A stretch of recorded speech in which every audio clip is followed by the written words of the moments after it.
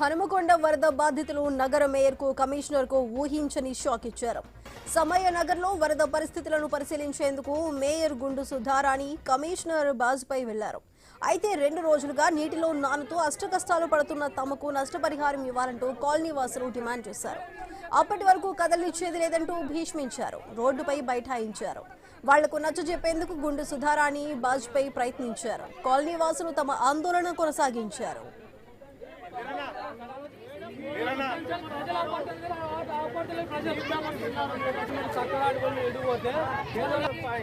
దయచేసి అక్కడికి పోయినాక మీ సంఘం మీరు మా సంఘం మేముంటే మాత్రము కొంచెం బాగుండదు.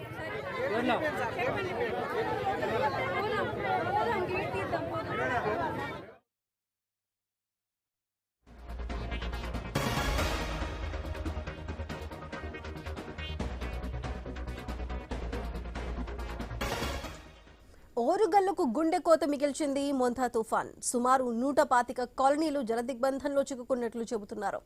అక్షర కాలనీ పూర్తిగా ముంపులో చిక్కుకుంది. ఇళ్ల చుట్టూ నీరు నిలిచిపోవడంతో స్థానికులు ఇళ్లల్లో బిక్కుబిక్కుమంటూ గడుపుతున్నారు. డయల్ 100కు ఫోన్ చేసి తమ కష్టాలు చెప్పుకుంటున్నారు. దీంతో హనుమకొండ పోలీసులు, ఎస్డీఆర్ఎఫ్ సిబ్బంది రంగంలోకి దిగారు. తాళ్ల సాయంతో ఓ పేషెంట్ను సురక్షిత ప్రాంతానికి తరలించారు. ఇళ్లలో చిక్కుకున్న వారికి ఆహారం, సరుకులు అందించారు.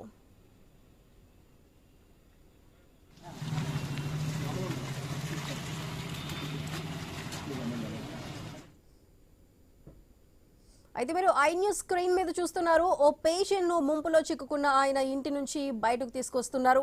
అయితే 2 రోజులుగా వరంగల్ ట్రై సిటీస్ లో ఇలాంటి పరిస్థితి నెలకొంది. ఎక్కడి జనం అక్కడే ఇళ్లలోనే ఉండిపోవాల్సిన పరిస్థితి ఏర్పడింది. మొంతా తుఫాను విసిరిన జల ఖడ్గానికి అడుగు బయట పెట్టే పరిస్థితి లేదక్కడ.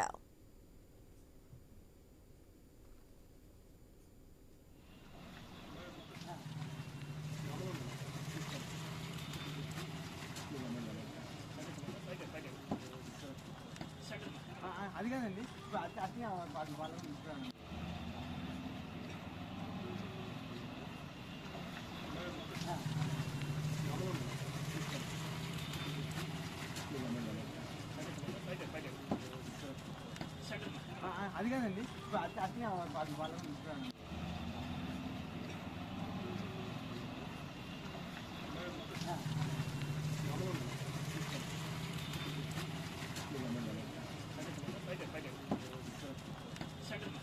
అది కాదండి వాళ్ళని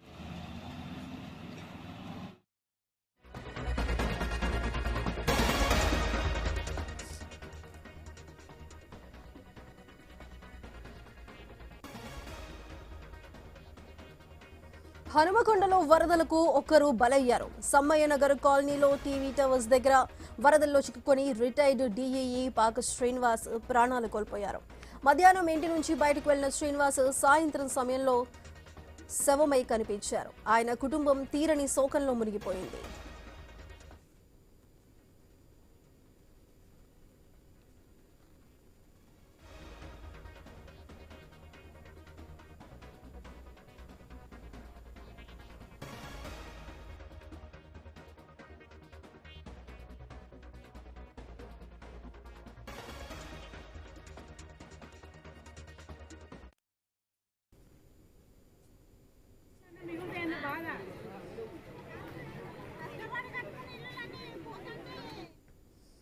మనం ఐ న్యూస్ స్క్రీన్ మీద చూస్తూనే ఉన్నాం. ఇక్కడ హనుమకొండ, వరంగల్లో ఈ మొంతా తుఫాను ఎంత తీవ్ర ప్రభావాన్ని చూపించింది అనే విషయాన్ని అయితే చూస్తున్నాం.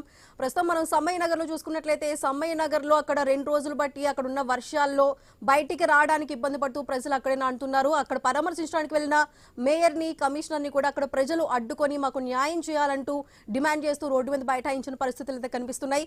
అదేవిధంగా సమ్మయ్య నగర్లో ఈ వరదల్లో చిక్కుకొని ఒక రిటైర్డ్ డీఈ అయితే మరణించినట్లు తెలుస్తుంది. దానికి సంబంధించిన విజువల్ ని చూస్తున్నాం. ఇక నెక్స్ట్ మనం చూసుకుంటే అక్షర్ నగర్ లో వరంగల్ కి సంబంధించి అక్షర్ నగర్ లో అయితే అది పూర్తిగా ఈ మోంతా తుఫాన్ ఎఫెక్ట్ కి పూర్తిగా వరద నీటిలోనే మునిగిపోయిన పరిస్థితులు కనిపిస్తున్నాయి. దానికి సంబంధించి అక్కడ ఉన్న అధికారులు కానీ ఎస్డీఆర్ఎఫ్ సిబ్బంది కానీ అక్కడ నుంచి ప్రజలకి నిత్యావసరాలు అందించే ప్రయత్నాలు చేస్తున్నారు. అదేవిధంగా బాగలేని అనారోగ్యంతో ఉన్న ఒక వ్యక్తిని కూడా బయటకు తీసుకొస్తున్న పరిస్థితులు అయితే మనకు కనిపిస్తున్నాయి. మొత్తంగా ఈ మోంతా తుఫాన్ అనేది వరంగల్ హనుమకొండలో అయితే తీవ్ర ప్రభావాన్ని చూపించిందనే చెప్పాలి. అది కాదండి ఇప్పుడు అట్నే వాళ్ళని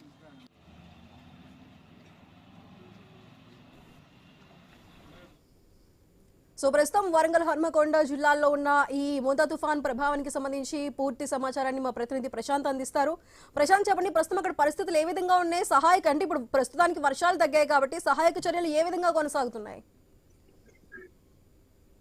ఎస్, వరంగల్లో భారీ వర్షానికి నిన్న కురిసిన వర్షానికి ఈ రోజు మొత్తం కూడా గత 12 గంటలుగా జలమయమైన పరిస్థితి, భారీ ఉధృతంగా ప్రవహిస్తున్న వరద నీటితో అయితే వరంగల్ మహానగరం మొత్తం కూడా అతలాకుతలమైంది. ఒకవైపు ఇటు హన్మకొండలోని వడ్డపల్లి చెరువు, గోపాలపూర్ చెరువు రెండు మత్తలు పడి సమ్మయ్య నగర్ కాలనీతో పాటు ఇటు టీవీ టవర్స్ కాలనీ, ఇటు నయం నగర్ మొత్తాన్ని కూడా ముంచెత్తడంతో అయితే భారీ వరదల్లో ప్రజలంతా కూడా గత 24 గంటలుగా చిక్కుకొని బిక్కుబిక్కుమంటూ జీవనం సాగిస్తున్నారు. మధ్యాహ్నం సమయంలో పాక శ్రీనివాస్ అనే రిటైర్డ్ R&B DE ఇంటి నుంచి బయటికి వచ్చిన సమయంలో వరదల్లో గల్లంతయ్యాడు. కొద్దిసేపటి క్రితమే శవమై మృతదేహం ఇంటి ముందే దొరకడంతో అయితే కన్నీరు మున్నీరుగా విలపిస్తున్న పరిస్థితి. ఒకవైపు అటు వరదల్లో చిక్కుకొని గత 24 గంటలుగా కనీసం తాగడానికి మంచినీళ్లు లేని కుటుంబానికి మరో ఇంటి పెద్ద చనిపోవడంతో అయితే ఒక్కసారిగా కన్నీరు మున్నీరుగా విలపిస్తున్న పరిస్థితి ఉంది. మరోవైపు కొద్దిసేపటి క్రితమే సమ్మయ్య నగర్ కాలనీలో సహాయక చర్యలు పరిశీలించడానికి వచ్చినటువంటి మున్సిపల్ కమిషనర్ వాజ్పేయిని, అదేవిధంగా నగర మేయర్ గుండు సుధారాణిని పూర్తిగా Sammayya Nagar colony, TV Nagar colony సంబంధించినటువంటి స్థానిక బాధిత ప్రజలంతా కూడా అడ్డుకొని ఆందోళన చేశారు. మాకు ఈ నష్ట పరిహారం ప్రతిసారి ఇలానే చెప్తున్నారు, చేతులు దులుపుకొని వెళ్తున్నారు. ఇంటి పన్నులు వసూలు చేసే దాని మీద ఉన్న శ్రద్ధ మా కష్టాన్ని తీర్చడంలో లేదంటూ తక్షణమే మాకు ఈ యొక్క కష్టాన్ని తీర్చాలంటూ కూడా పెద్ద ఎత్తున ఆందోళన చేపట్టారు. గత 12 గంటలుగా ఇక్కడ ఇదే వరద ఉధృతి ఉంది, మనం చూస్తున్నాము. ఉదయం నుంచి కూడా ఈ వరద ఉధృతి ఫ్లో అయితే తగ్గట్లేదు. 100 కోట్లు పెట్టి మేము ఇక్కడ నిర్మాణాలు చేపట్టామని చెప్పారు, కానీ ఆ పరిస్థితి మాత్రము ఇలానే ఉండడంతో అయితే ఇబ్బందులు ఎదుర్కొంటున్న పరిస్థితి అయితే ఉంది. ఎక్కడ చూసినా ఈ యొక్క వరద ముప్పుతో అయితే పెద్ద ఎత్తున ప్రజలు తీవ్ర ఇబ్బందులు పడుతున్న పరిస్థితి అయితే ఉంది. ఈ వరద ముప్పులో ఇటు హన్మకొండలోని గోపాల్పూర్, వడ్డపల్లి చెరువులతో పాటు ఈ బాధిత ప్రాంతం అంతా కూడా పూర్తిగా నీట మునగడంతో అయితే ఇబ్బందులు పడుతున్నారు. మరోవైపు అటు భద్రకాళి బండు పైనుంచి భద్రకాళి చెరువు ఆగం కావడంతో అటు గొలుగు రోడ్డు, హనుమాన్ జంక్షన్, యాదవ్ నగర్ మొత్తం కూడా మునిగింది. అటు అంటర్ రోడ్డు మునిగింది, శాంపేట చెరువు గట్టిపడడంతో అయితే ఈ సమ్మయ్య నగర్ కాలనీ వాస్తున్నారు. అసలు వాళ్ళు ఇది వరదను చూసి ఏమనుకుంటున్నారు? ఇంతకుముందు కొద్దిసేపటి క్రితమే కమిషనర్ ను మీరు అడుగుతున్నారు, వాళ్ళను ఎందుకు అడుగుతున్నారో వారి మాటల్లో విన్నాను. చెప్పండి, ఎలాంటి పరిస్థితి?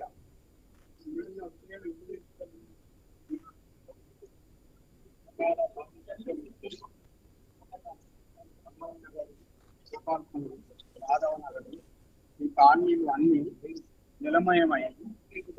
ఈరోజు ఉదయంలో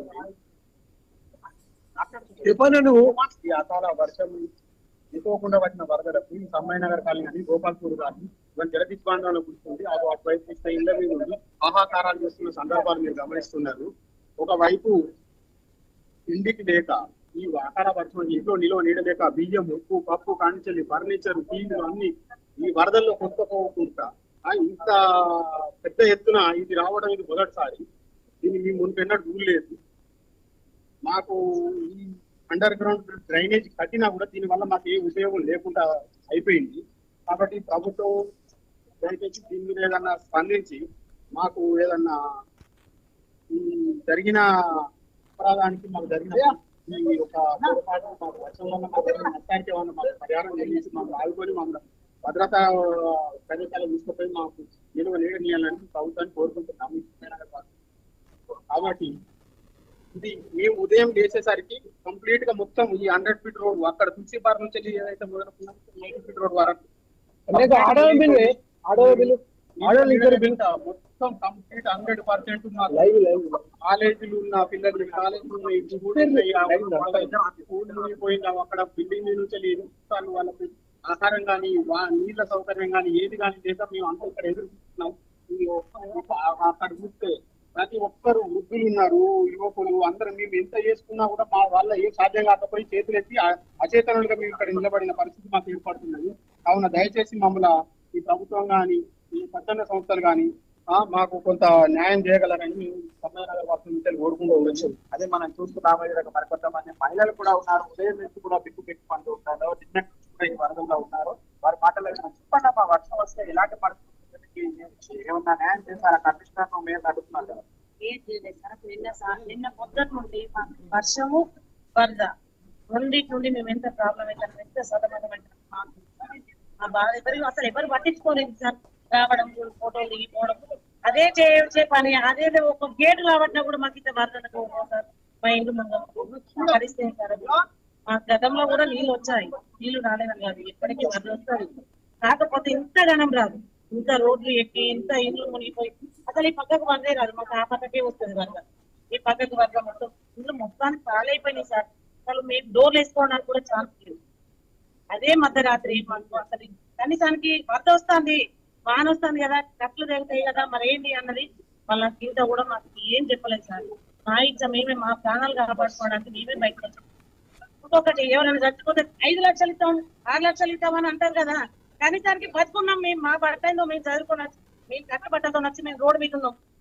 ఏ గవర్నమెంట్ వచ్చింది సార్? ఎవరు వచ్చారు కోసం? ఎవరు సాయం చేసిన ఎవరు? పోనీ పొద్దుట నుండి మేము రోడ్ల మీద ఉన్నాం, మేము 4 గంటల నుండి రోడ్ల మీద ఉన్నాం. కనీసానికి ఒక గేటు తీస్తే అక్కడ ఈ వాటర్ మొత్తం తగ్గుతుంది. వార్తలలో మాత్రం గేట్లు లావట్టిండ్రు, గేట్లలోకి వెళ్ళి వాటర్ పోతానే అబద్ధాల వార్తలు. ఎందుకు సార్ ఇవి? మేము పేద ప్రజలం సార్. మేము చేసుకుంటే మేము బతికేటోళ్ళం. మేము సరే సామాన్ వేసి ఏదో కష్టపడి వెళ్ళి కొనుక్కుంటాం. అదే కోడలు ఊరిపోతే మేము ఎక్కడ ఉండాలి సార్? ఇవాళ ఒక రోజు కలెక్టర్ వచ్చి చెప్తాను కదా, అక్కడ మేము మాట్లాడినాం, మీకు ఫుడ్ అరేంజ్ చేసినాం, అన్ని చేసినామని చెప్తాను. ఇవాళ ఒక్కరోజు మాకు ఫుడ్ నిండా కడుతుండే సార్. ఇది ఒక్కటి మేము కోరుకునేది.